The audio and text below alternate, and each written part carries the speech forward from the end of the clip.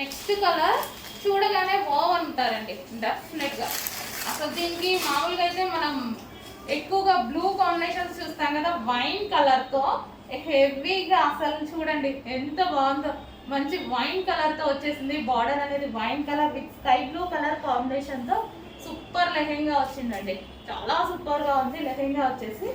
So ఈ విధంగా. And దీనికి వచ్చేసి బ్లౌజ్. సో ఇది బ్లౌజ్ వస్తుంది. అండ్ దీనికి వచ్చేసి దుపట్టా. సో ఇది వచ్చేసి మనకి కట్ వర్క్లో దుపట్టా.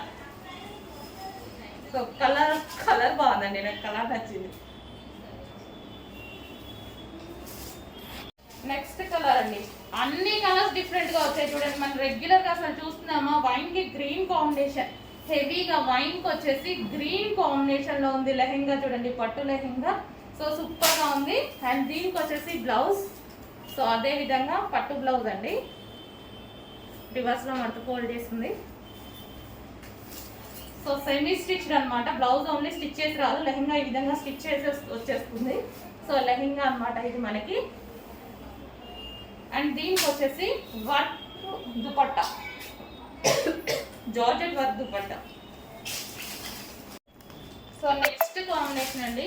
సో ఈ కాంబినేషన్ గురించి ఎక్కువ మాట్లాడుకోవాల్సిన అవసరం లేదు.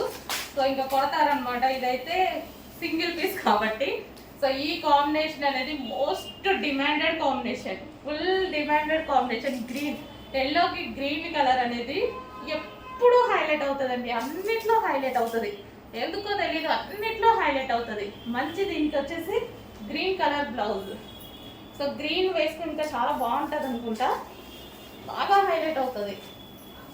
ఎక్స్పెక్ట్ చేయలేనంత అయిందండి లాస్ట్ టైం కానీ అంతకు ముందు కానీ.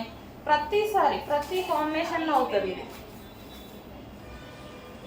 ప్రతి డిజైన్లో ఈ కలర్ అయితే చాలా హైలైట్ అవుతుందండి. సో మేబీ బాగుంటుంది చూడండి ఎంత బాగుందో.